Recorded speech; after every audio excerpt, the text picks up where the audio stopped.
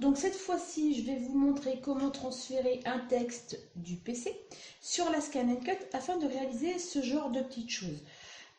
Du coup, amener du papier foil ou du papier métallique sur du papier, d'une cartonnette, puisque là il s'agit d'une cartonnette. J'ai déjà réalisé un essai hier qui s'est avéré être une catastrophe, donc je vous conseille du papier de bonne qualité.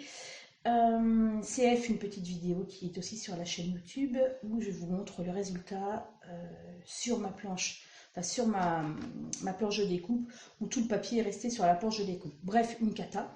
Là, en l'occurrence, j'ai utilisé une feuille cartonnée de la marque Clairefontaine ou Canson. J'ai un trou de mémoire, veuillez m'en excuser. Poids 260 grammes et vous voyez que ma feuille au dos est juste nickel et que dessus le travail est impeccable, sachant que je n'ai pas utilisé un foil de très grande qualité mais quelque chose que j'ai acheté pour 3 fois rien sur internet. Papier que je vous montrerai qui sur une autre technique n'est absolument pas utilisable. Du coup, sur l'ordinateur, j'ai écrit le mot câlin. Je commence par donc écrire mon mot, le placer à peu près où je voudrais qu'il soit sur la carte.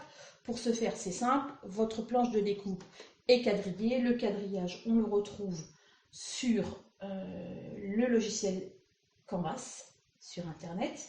Je pose mon texte approximativement là où je pense que ça va arriver sur mon papier. Et puis, je demande une préparation de mon texte. Pour ce faire, je n'oublie pas dans les propriétés à droite de demander que ce soit un tracé. Si ici vous laissez en découpe, lorsque vous transférerez votre fichier sur la Scan & Cut, si vous vous dites « Ah zut, je me suis trompé, il faut que je passe en tracé », eh bien en fait sachez que ça ne fonctionnera pas, je l'ai appris à mes dépens. Ensuite, n'oubliez pas, si vous voulez un texte plein comme j'ai fait ici, de demander à ce qu'il y ait un remplissage. La ligne de traçage, elle va vous faire perdre du temps. Elle ne sert, à mon sens, à rien. Du coup, je l'ai mis en 0 point. J'aurais pu la mettre en transparent, 1 point, mais ça allait augmenter mon temps de travail. Inutile, je laisse une couleur lambda, je mets 0, et à partir de là, mon fichier est prêt. Je n'ai plus qu'à le transférer vers la Scan & Cut. Pour ce faire, je clique sur Fichier, puis je descends sur Transférer le fichier via Internet. Et là, j'ai un message qui s'affiche. La machine enregistrée est prête à télécharger le fichier de transfert depuis Internet. Je lui dis OK. Et je viens sur la Scan & Cut récupérer mon fichier. J'ai mon dossier ici, récupération de données. Je clique dessus, je clique sur l'ordinateur et là, je laisse faire la machine. Mon texte est réapparu au même endroit qu'il est sur mon écran d'ordinateur. Je vais quand même vérifier si ça tombe bien par rapport au petit feuillet vert que j'ai collé. Vous voyez ici, j'ai mis ma cartonnette, ma feuille de foil, le côté coloré sur le dessus, le côté qui est couleur alu et qui viendra se coller sur le papier. Je fixe le tout avec du scotch de masquage. Veuillez m'excuser, j'étais en train de chercher le nom. Et je demande à scanner mon support. Numériser le support, et l'afficher comme arrière-plan. Bien évidemment, c'est ce que je souhaite.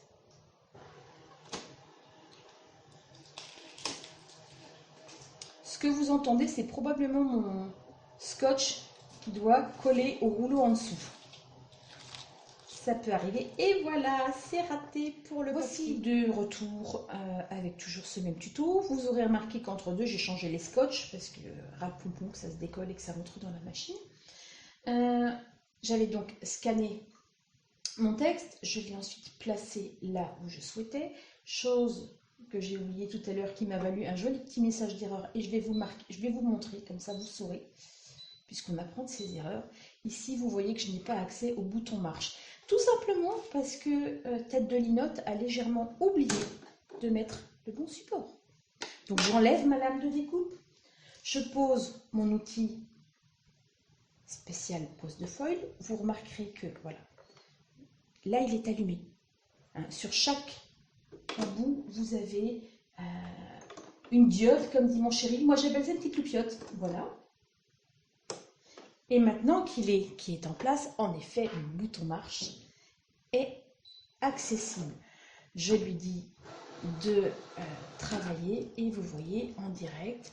Alors l'avantage de la SDX 1000 ou 1200, c'est qu'en termes de son, ou de nuisance sonore devrais-je dire, par rapport à leurs grandes sœurs, la CM300, 600 et 900, elles sont silencieuses. Pour ceux et celles qui ont une Scan & Cut ancienne génération, vous ne me démentirez pas. Pour celles qui n'en ont pas, imaginez un petit peu le son d'une imprimante à aiguille dans un garage. C'est absolument ignominieux.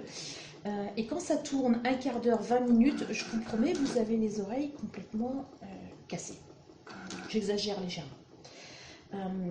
N'oubliez pas que cet appareil donc, qui est branché, s'il est illuminé c'est qu'il passe du courant et que je n'ai pas souhaité tester brancher cet appareil qui a un port USB, comme je l'ai déjà montré dans une précédente vidéo.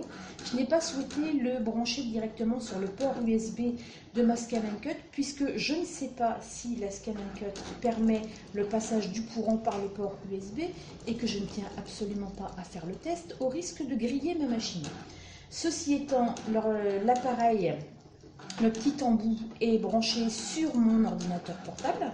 Vous pouvez aussi préférer l'achat d'une batterie portable type batterie de recharge pour les téléphones, pour les cellulaires tout simplement, pour les téléphones portables. C'est à vous de voir. Pour ma part, je trouve quand même que une petite batterie annexe, c'est très pratique. Il s'avère que je n'en ai pas encore et que j'ai fait avec ce que j'avais sous la main. N'oubliez pas non plus, une fois que vous terminez un travail avec cet appareil, qu'il est chaud. Par conséquent, vous le retirez et la première chose que vous faites, c'est vous débrancher. Attention, l'embout est chaud. Ceci étant, ça refroidit aussi vite que ça chauffe. Et me voilà bien embêtée pour le poser sans brûler quoi que ce soit. Voilà, donc une fois que ça c'est fait, je retire mon tapis découpe. Mon papier n'est pas resté sur la planche, là vous pouvez le voir en direct, contrairement à ma première expérience catastrophique.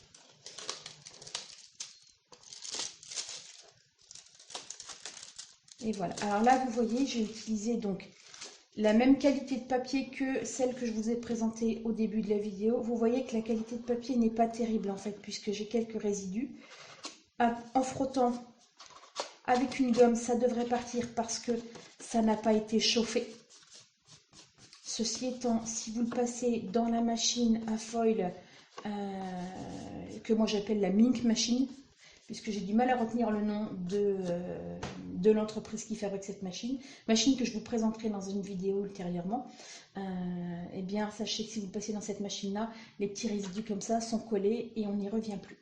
Voici ce que ça a donné en vert. Alors les couleurs un peu fun comme ça, vert, jaune, bleu, rose, on va dire ocre, c'est génial sur du noir. Par contre sur du blanc, ça ne rend absolument rien, enfin j'exagère un peu. Le résultat est à mon sens très décevant, très fade. On a énormément de mal à voir. Sur le blanc, préférez le doré et l'argenté. C'est juste une histoire de goût et c'est juste une histoire d'expérience. J'espère que cette vidéo vous aura été utile et je vous dis à bientôt.